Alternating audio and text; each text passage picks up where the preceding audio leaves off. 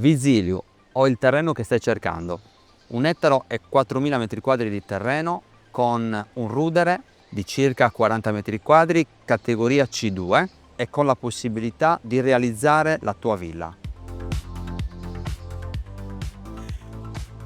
230 alberi di olivo, qualità bosana, in produzione, con una resa annua media di circa 700 litri.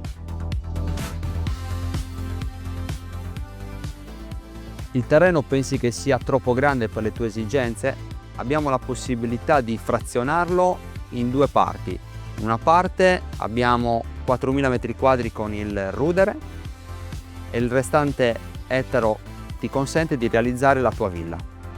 Chiamami per maggiori dettagli.